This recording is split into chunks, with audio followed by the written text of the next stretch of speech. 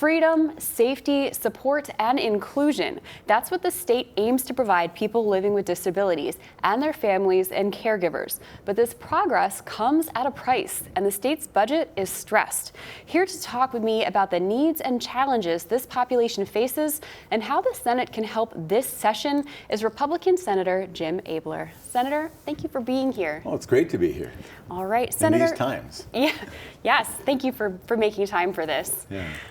In a recent Human Services Committee meeting, after hearing some discussion about Senate File 401, which discusses home and community-based waiver services, you said, "We spend more than any other state for it not to work well." Talk me through that statement. How much are we spending? What are we spending it on? And where might we be going wrong with that? Well, actually, Minnesota has 3 constitutional duties: education, transportation, and public safety. But there's also kind of a social contract about how do we care for those who have more challenges, seniors, people with disabilities, and we spend a lot. The general fund is, I don't remember the number, but 20 billion or better over the period of time and 2 years. And it's matched by federal money, and together it's the largest part of the budget. And so that's our commitment. The challenge is spending all that money and well over 100,000 people who need our care, who really don't do well on their own. Some can't get out of bed without help. It's really clunky. And the sad thing is, for all we spend, almost nation leading in terms of our commitment per person, it doesn't always give people the results they want. And that's an ongoing challenge. And we spend a lot of time talking about that. Okay. Senator, in that same meeting, there was another bill brought up, Senate File 402, which aims to modify disability waiver rights by making them more competitive. And you, again, said some of the people who need these services are the ones that can't afford them. So talk to me more about this population we're discussing. Yeah, so I just brought that bill along. And if you really have a hard time sleeping, you can read about the disability waiver rate system and arcane numbers and competitive workforce factors. And anyway, it could be a bestseller, maybe not, just for helping sleep-deprived people. But the thing is, we have a very complicated system about how we pay for the needs of people. We have there's a system of assessments called min choices, which is frankly a disaster. We spend $500 million a biennium on assessing people. Sometimes people have a problem that's lifelong, and we reassess them every year. They're still having the problem. They have an ongoing disability that is never going to change. We make them sit through hours of evaluation. And then they go get some services that's approved. It's the same thing as last year, but there's a delay in that. And then this rate setting system is meant to be some kind of rubric to make sure it's all right. And it hardly ever is right. And we've been talking about this for a long time. And so we have to do exceptions and workarounds, and to the point that sometimes more than half the people are on workarounds. Well, if you have a system that's got that many workarounds, let's fix the system. And so we struggle with discussing. So as a legislator, I say, hey, let's go do this. And the department says, okay, we'll go work on it. And next year, hey, let's go fix this. And they say, hey, we're working. And it's really frustrating. At the end, I mean, that's just the government system. And give and take, and there's an administration. But at the end, there's people at the end of that pipeline that want to get to work, that want to go and have every opportunity that's possible. And we agree on it in a bipartisan way. But then you have these long bills about how to do stuff. And then when you run short of money, the governor, who's not really part of any of this, it's always the governor's budget. And who is the governor? But anyway, so the governor's budget comes down. It's this thick. And this year it's full of cuts on these services. And the people sit home and they're terrified. The mother of a 4-year-old child with Down syndrome, what are we going to do? The father, the widower father of who's now 72 and his son is 45. I don't mind helping him, but when I die, what's going to happen? And there's so much life in this, so much just what's going on in their world, and how do you capture that and look after them in the best way when you have to do it word by word in complicated ways and make an agreement within a budget. So it's really hard, but you could weep every day watching our committee, and you could rejoice every day watching some of the successes. Senator, just listening to you speak right now, and I listened to your speech at last year's Disability Services rally, this seems like it's something that you care deeply about and you've taken very personally. Like, talk to me how you got there.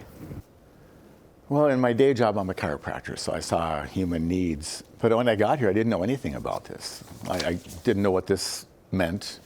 And I've been here, it's my 26th year of being here. So, call when you get a real job. But I just kind of fell into it. I have a compassion for that. And I don't know why. I don't have anybody in my life that I remember this person. Many people in the industry are like, oh yeah, my brother, my son, my mom, and my wife, or whatever. And I don't have that. I just have seen all that. I kind of assimilated it. And I'm able to maybe mirror that back.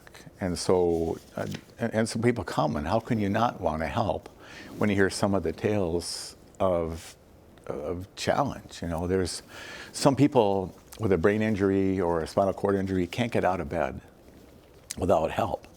And with some of the things that have gone on, there was one person, I won't tell you his name, but his PCA didn't show up on Friday, and called, well, I'll be fine. He died because he couldn't get out of bed by Sunday. And how many of those do you want to listen to?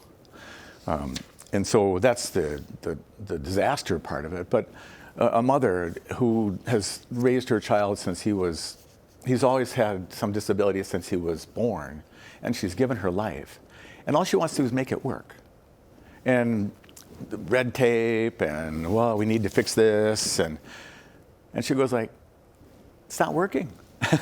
It's just not working. And then they rechange things and a different assistant, and it all falls on them, which God bless them, but that's not how it's supposed to work. It's supposed to be, with all the money we spend, more than Wisconsin or South Dakota, how can we make it work better? And that's the ongoing challenge, which we've crafted in a very bipartisan manner on the committee. I think it's one of the friendliest, least partisan committees because we've been able to look at the people.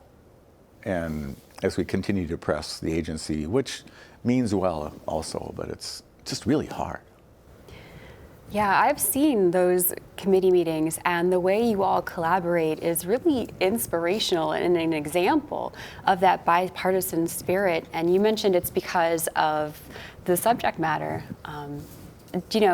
Because of that, what is the most critical issue that you think the committee can take on this session?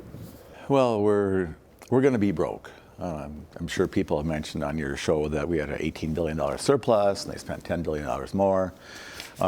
And now there's a deficit. And in my mind, I wasn't in charge, and I'm not here to disparage anybody, but I think that they were not wise in how they spent a lot of that money and buying things. I've had to sit through a couple deficit times. 2011 was the biggest. We were $5 billion in deficit. So I coined earlier, essential, important, and nice. What's essential? A guy who can't get out of bed.